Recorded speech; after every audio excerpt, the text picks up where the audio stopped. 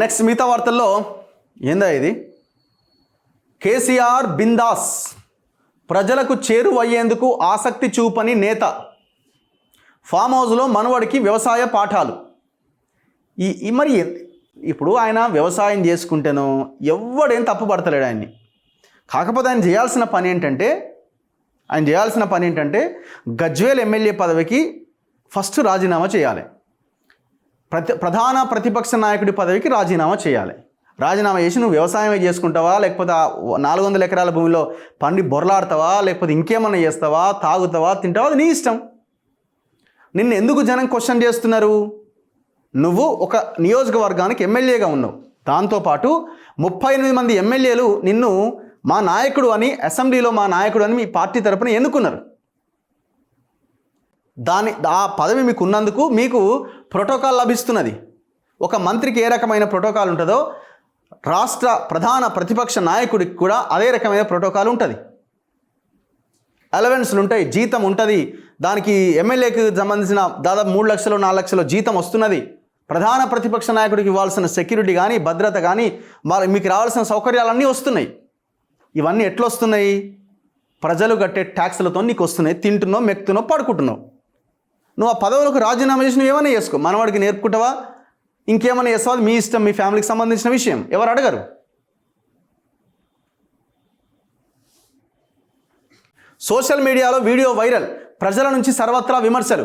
ఎమ్మెల్యేగాను నియోజకవర్గ ప్రజలకు దూరమే, పార్టీ అధ్యక్షుడు ప్రధాన ప్రతిపక్ష నేతగాను కీలక పోస్టులు, దేనికి న్యాయం చేయని గులాబీ బాస్.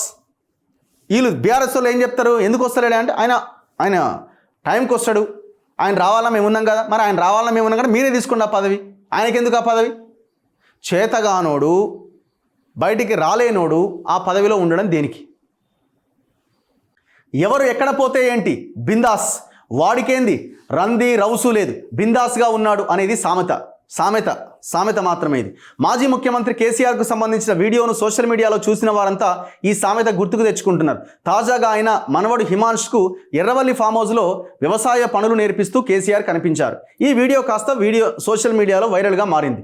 దీనిపైన పలు సెటైర్లు వినిపిస్తున్నాయి. పార్టీ అధ్యక్షుడిగా, ఓ నియోజకవర్గానికి ఎమ్మెల్యేగా ఎలాంటి బాధ్యతలు నిర్వర్తించకుండా కేసీఆర్ నిర్లక్ష్యంగా వ్యవహరిస్తున్నారంటూ విమర్శలు వ్యక్తమవుతున్నాయి. ప్రజలు ఎక్కడ పోతే ఏంటి అన్నట్టుగా కేసీఆర్ తీరు ఉండడంతో ఆయన పైన మరింత వ్యతిరేకత పెరుగుతున్నది. ప్రజలకు శిక్షలా భావిస్తున్న మాజీ సీఎం, నన్ను ముఖ్యమంత్రిగా ఓడించడమే ప్రజలు చేసిన తప్పు, ఇక వారికి నేనెందుకు, నా గురించి వాళ్ళకెందుకు, నేనెందుకు వాళ్ళ కోసం ఆలోచించాలి, నువ్వు ఆలోచించవనో నువ్వు సలహా ఏమని ఎవరు అడుగుతలేడు.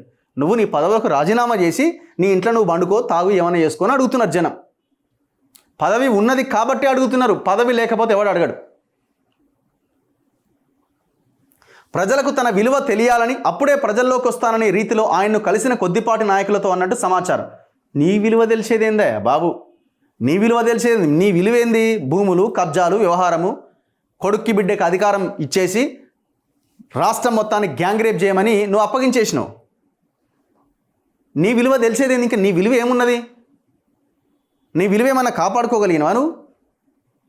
11 నెలలుగా ఇప్పుడున్న ప్రభుత్వ ప్రజా వ్యతిరేక విధానాల మీద నిరుద్యోగ రోడ్ల మీదకి వచ్చినవా? ఏదైనా ఆందోళన జరిగింది వచ్చినవా? రైతుల ఆత్మహత్యలు అంటున్నారు, లేకపోతే రైతులకు సంబంధించిన రుణమాఫీనో, రైతు బంధో, ఇంకోటి వచ్చినవా? మాట్లాడినవా?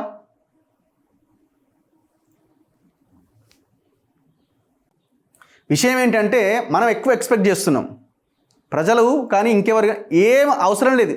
ఈయన కేంద్ర మంత్రిగా ఉన్నప్పుడే పార్లమెంట్కి పోకుండా ఆ పార్లమెంట్ సభ్యత్వం కూడా పోయే అవకాశం ఉంటే ఈయన సహచర ఎంపీతోని సంతకాన్ని పార్లమెంట్లో ఫోర్జరీ చేయించిన మహానాయకుడు ఈయన గురించి మనం ఇంతకంటే గొప్పగా ఎక్స్పెక్ట్ చేసేది ఏముంటుంది?